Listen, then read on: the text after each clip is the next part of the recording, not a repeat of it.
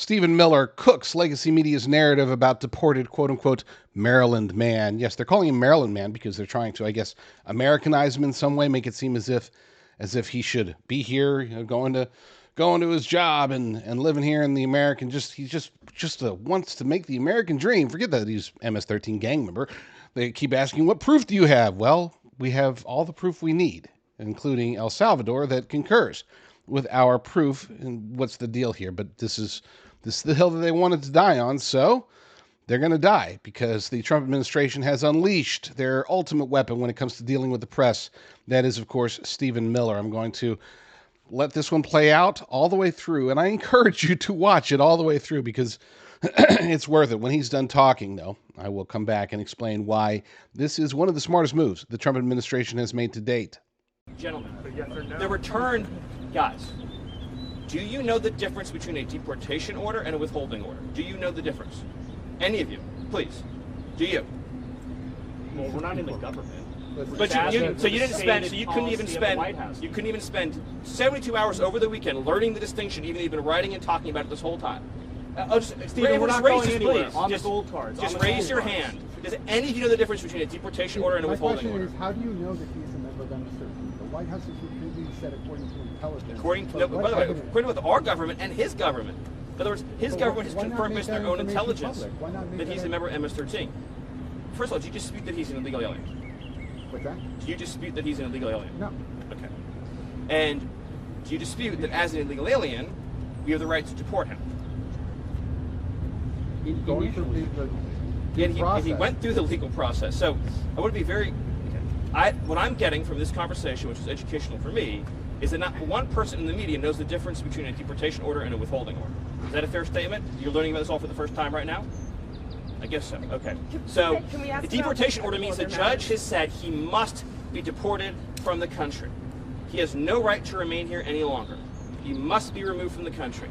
So his only options are to be deported to his home country or another country. That's it. There's no other option. He doesn't get to stay here. He doesn't get to live here. He has no future here. He has no right to be here. He's an illegal alien.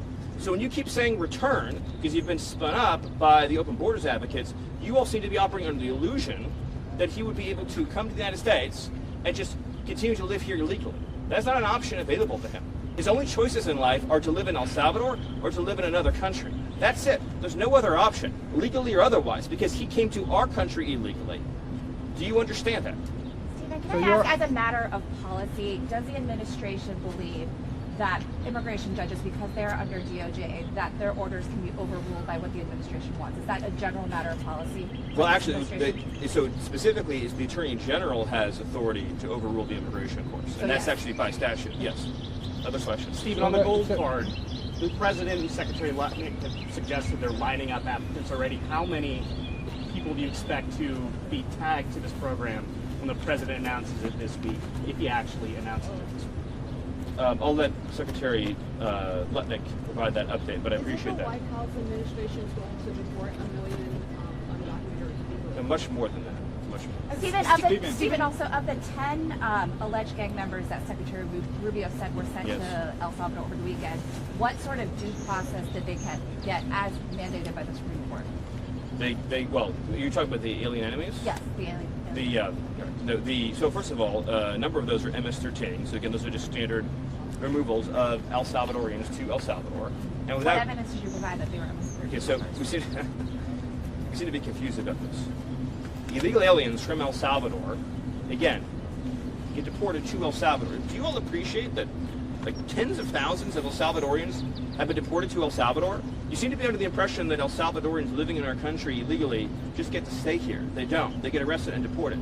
Then the fact that they're MS-13 just puts an extra priority on our deporting them. But we would deport someone to El Salvador regardless of whether or not they were MS-13 if they were here illegally. That's just an extra, because of the priority on public safety threats, we're emphasizing the removals of gang members, in this case, foreign terrorist organization gang members. But as to your other question, they went through all of the due process, as you would call it, that is required by law. So, but I just want to, what I find so mystifying is that I've been talking to you all for a very long time. I legitimately, in my entire, going back years actually, in my entire professional life, I've never received this many questions from the media about an American who was raped or murdered by an illegal alien. Legitimately never. And all of you who are enjoying your lives and doing quite well, if you had children and you were living near any of these people, you would move away immediately. You would call the police immediately. You would call us and ask us to make you and your family safer immediately. And you thank your lucky stars every night that you have enough means and enough money not to live in communities where, say, illegal alien pedophiles offend and reoffend and keep reoffending and keep reoffending. There's an expression there, but for the grace of God go I. The Biden administration apprehended 2 illegal aliens from Venezuela. They were trained to Aragua. A lot more than 2, but the story I'm telling is 2. And they decided they were entitled to an enormous amount of due process. And they didn't feel they had enough evidence to just deport them right away. So they put them on a monitoring system known as supervised release. You're familiar with this case. But a few weeks later, they kidnapped a young girl named Jocelyn Nungary, who was 12 years old at the time. I'm sure you've seen pictures of her. I mean, just the most perfect girl you could possibly imagine. And her mother loved her very much.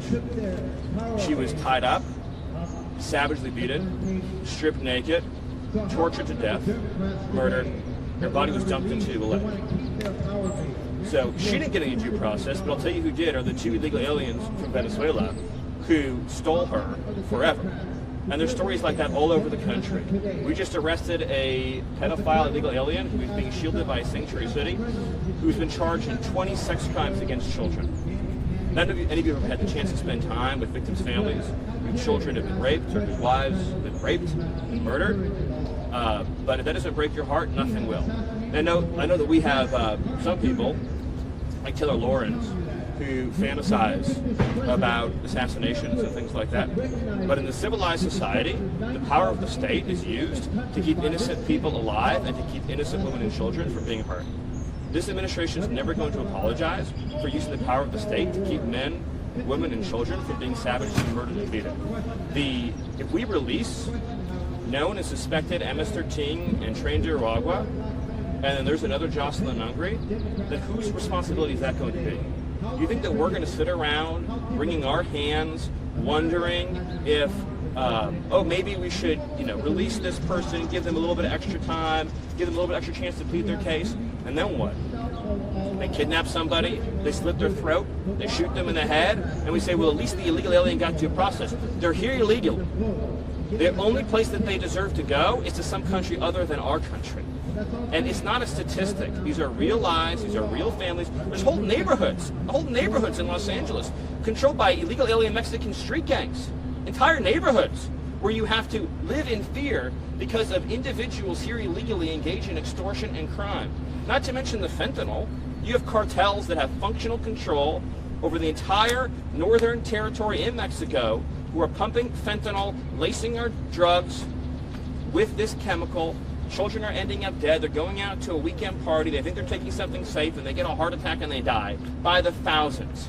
So we're not going to apologize for doing something about that. And I just wish we lived in a country where the media gave 1/10 a damn as much about Americans who were murdered and brutalized and savagely killed, beaten to death, as they did about whether illegal aliens that we all agree are illegal aliens should get 1 million days in court and 1 million trials and 1 million this and 1 million that. There's 15 million illegal aliens that violently enter the country. If every one of them got the trial that you're asking for, it would take us centuries to remove them. Centuries. We'd be talking about this in 300-400 years. Their great-great-great-grandchildren would be the ones representing them in court. That's how long it would take.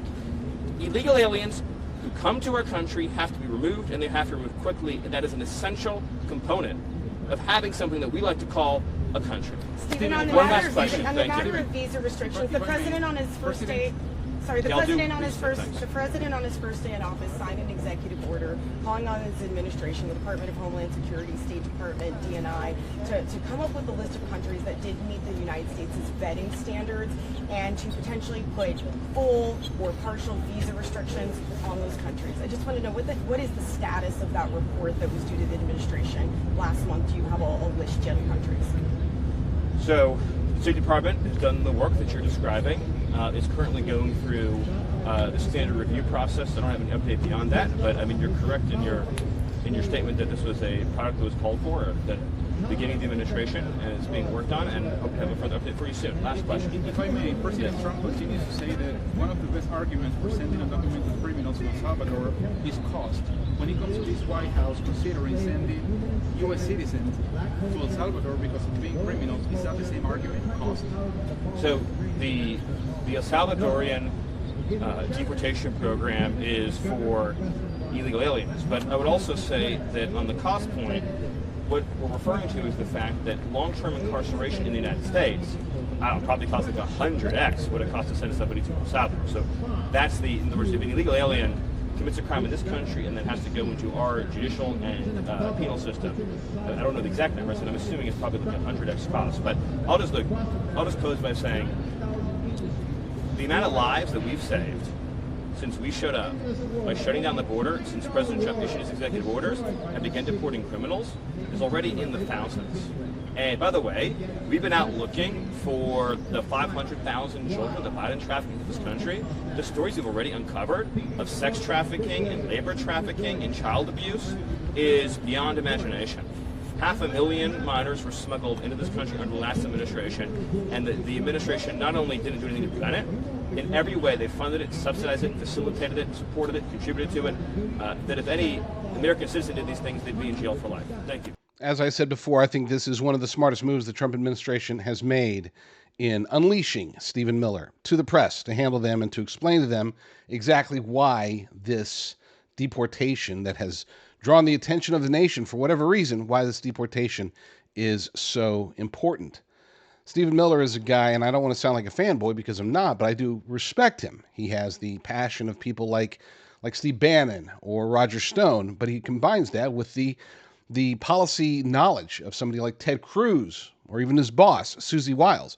If there's one thing that's missing with Susie Wiles, the chief of staff, she is kind of the brains behind the operation. She was the brains behind the campaign. Now she's, in many ways, the brains behind the White House itself. And one of the things, I guess, semi-negatives, if you want to call it that, is the fact that she is shy.